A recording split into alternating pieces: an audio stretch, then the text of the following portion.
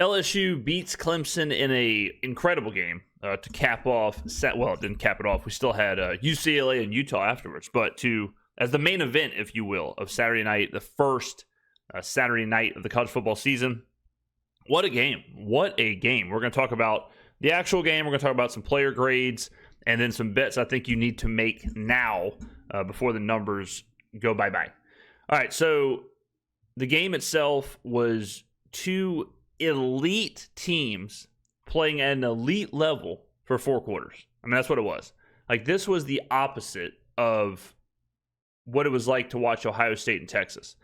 I did a video yesterday about Texas and Ohio State, and I had a lot of people saying, like, oh, well, this is just a defensive battle. You know, like, it's not always about the offense. Look, 2 things can be true, okay? Defenses can play well, but offenses can play bad. All right? It's not always like, oh, it's just a defensive battle or whatever. This was a good example of a quote-unquote defensive battle, but the offenses were still playing at an elite level, and it was an incredible back and forth. Garrett Nussmeier was better than Cade Klubnik by a wide margin in this game. I thought Klubnik struggled. Klubnik showed flashes against an insane LSU defense, especially with his legs. You know, he's more athletic than Nussmeier, I think, just on a, like, if you're just grading them purely as an athlete. But, Klubnik was under duress the entire time, made a really bad interception, getting hit in the pocket. Played well at times. Y'all know I'm a fan of Cade Klubnik, but he's going to, I mean, this is the hardest test he'll face. So me saying, like, he'll have to be better is pretty obvious, but he's going to have to be better than what he showed in this game. Now, Nussmeier, on the other hand, was really good. Nussmeier was fantastic. He made a couple throws. There was the throw that ended up not being a catch, which we'll talk about. That was a dart. Like, walk it down there and put it where you want to. You couldn't have done it better. That was incredible. He made a few of those throws, moved around in the pocket well. The whole thing with Garrett Nussmeier this year was, hey, look, can he navigate the pocket better? Can he quit throwing off his back foot? Can he do that? Can he step up athletically, use his legs a little bit? I think in this game you saw a lot of that. You saw a lot of him standing in the pocket, navigating the pocket better, not throwing off his back foot, not fading away. Really good stuff from him. The LSU, Aaron Anderson is another one who stood out in this game. LSU kind of became like that meta like Madden player, the try-hard Madden player who said, look, we know these 5 plays work. We're going to do these 5 plays all game, and if they stop it, they stop it. And there was a lot of screens, a lot of short passes, a lot of get the ball to your playmakers and let them make plays. And Aaron Anderson was one of the guys who was nonstop making plays. Caden Durham was really good too. He was another guy who was nonstop making plays. But let's talk about that. Let's talk about the catch first. All right, so, and look, you know, I'm not a homer LSU fan. Root for Tulane, root for the University of Southern Mississippi. I'm going to call it like I see it. All right, so it is what it is. I thought I was the only person on Twitter who thought this was a pretty obvious call. I think it's a pretty obvious no catch. And, you know, relax in the comments, but I'm going to explain why. So the rule is, if the ball is impacted at all by the ground, so if you catch the ball, like here's my phone. If you catch the ball like this, okay, and it hits the ground, and the ground's here, and it hits the ground and moves the ball, but you still are holding it, and it goes like, you know, in that situation, it would be like bang, hits the ground, but you're still holding it. It's not a catch. You cannot use the ground as leverage or whatever. If your hands are under the ball and your hands hit the ground, but the ball's like on your hand, not the ground itself, then that's different. You know, you see that happen all the time where people have their hands underneath the ball, it bounces off their hands and they catch it. But the ground cannot impact the ball, okay? So if you watch this, like, all right, he's trying to getting it under possession. You have to make the catch. We know the rule. You've got to make the catch or continue possession throughout the catch. So if you are going down, you have to maintain possession the entire way through. If you land and the ball rolls out like Des Bryant, it's not a catch. And it shouldn't be. It makes total sense, all right? So let's see. You can see now he has to finish this catch. The catch has not been made yet. All right, he's got to finish possession. We're still in the finished possession part of this catch. Look at the ball. You can see the bottom half of the ball is sticking out, okay? You can see it impact the ground. The ball impacts the ground, and you can see dramatically the ball move after it impacts the ground. You can see it right there. Moves dramatically. Pretty easy to see that the ball, bang, hits. You can see that his hand, he does not have full possession of this ball. I mean, right there, look at that. Like right there, the ball impacted it. It's rolling around, okay? Then ball's still rolling around. Then he regains control here, well after the catch, well out of bounds, all that stuff. So I didn't think this was relatively close. I thought this was like, all right, yep, makes sense. Didn't finish. Now, if his hand is under the ball there, if the tip of the ball, the nose of the ball never hits the ground, if his hand does, totally different situation. But because it hits, because the ball is moving all over the place, and he has to regain possession, I think it was a pretty obvious call. So, but this throw was nuts. All right, so let's look at the box score. Now, this part's interesting. Okay, LSU, 25 first downs, 4 for 11 on third down, 0 for 1 on fourth down, that 4th and 2 with like 9 seconds left. I thought that was a crazy call from Brian Kelly. Why would you go for that? Best case scenario, okay? Best case scenario, and it was a weird play anyway, weird design, but best case scenario, you get the first down. It was not a play towards the end zone. It was a play to pick up the first down. Best case scenario, you get the first down. All right, well, now it's 9 seconds. You have no timeouts.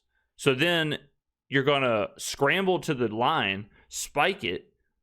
Then you're going to have like 8 seconds, 7 seconds, whatever, however it plays out. So you basically have one shot at the end zone, and you can't take a sack, can't throw it in front of you can't throw it in front of the end zone. You have one shot at the end zone, or you got to kick a field goal. Is basically what he was doing. So he risked the 3 points in a game where his defense is playing out of their mind. He risked 3 points to basically take one shot at the end zone, maybe, and then kick a field goal.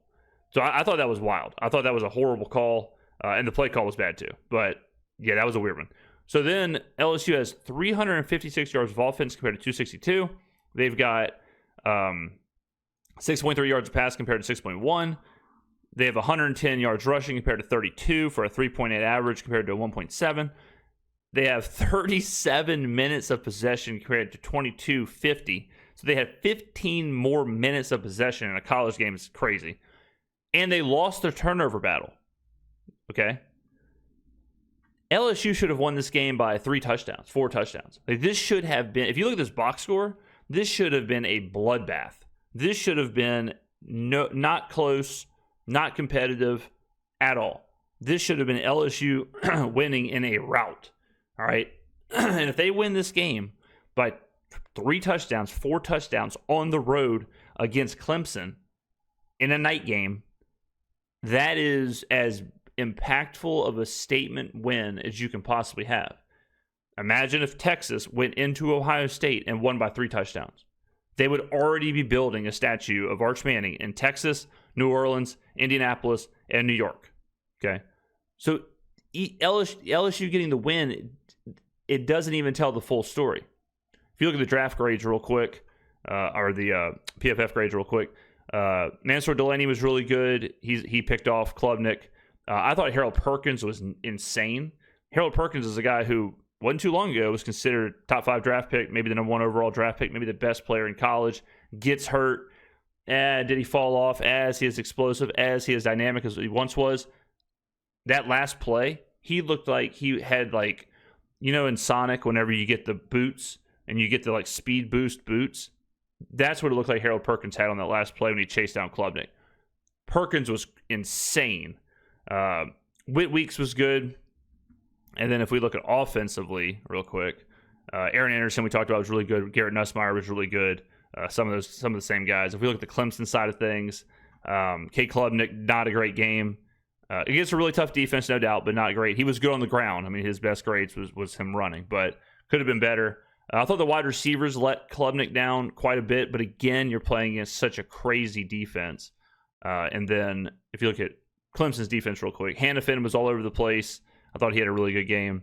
But yeah, I mean, just a great game overall. So what do you do with this?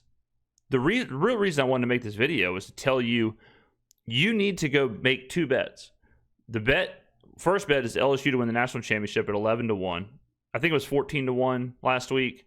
Moves a little bit. It should. But like I said, it didn't move enough because it looks like a 7-point win, but it really probably should have been like a 21-point win, which they'd probably be, if they won by 21, they'd probably be in this like 6-1, 7-1 territory. I don't think you can watch Texas or Ohio State and say that you like them 2 times as much as you like LSU. 6-1 compared to 11-1, I think is crazy. The second bet you need to make is LSU to win the SEC. Texas, again, is 3-1. Texas is half the odds of LSU. In what world? Alabama is embarrassing right now, and they're basically the same odds as LSU. Georgia, plus 260. And remember, you really just want to get to the dance. Like, you just want to get to the opportunity to hedge off of or make money off these future bets. So you don't have to necessarily win the national championship. You just have to be there, right? Be in the Final Four, basically, and you can kind of hedge out of this. If the SEC championship was played tomorrow, it's hard to imagine LSU isn't the favorite in the game. And if you have the favorite in the game at a 6-1, you can really maneuver. You can really move around in that game. You can start, all of a sudden, you can take both sides, get a middle, try and win both bets, whatever. I'll tell you right now, these numbers are going to go away. LSU will be in this like 6-1-ish or better, or I guess worse for your odds, world for the national championship. And this one will really go away. LSU to win the SEC. And if we look at their schedule, you got Louisiana Tech, Florida, Southeast, Ole Miss, South Carolina. So some tough games, no doubt about it. But if they just beat Florida, okay, at home, they beat Clemson, Louisiana Tech, Florida, then they'll beat Southeast. If they're 4-0 with a win against DJ Lagway in Florida, you think they're going to be 11-1 to win the national championship? You think they're going to be 6-1 to win the SEC? LOL.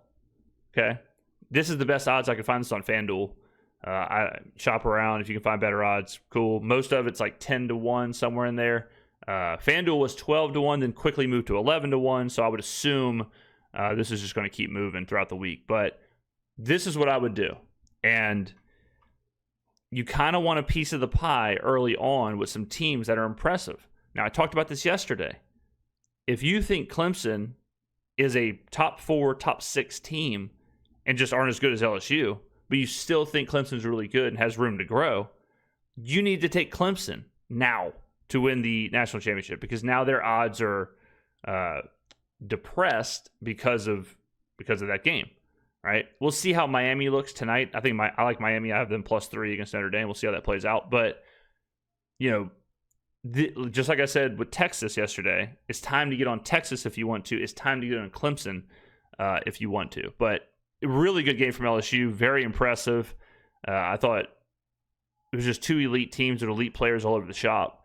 And when you watch that game, it was so different than watching Ohio State and Texas or any of these other games. So, I mean, even like, Alabama, Florida State, the level of play from LSU and Clemson was just a step above Alabama, a step above Florida State, a step above Texas, a step above Ohio State. So,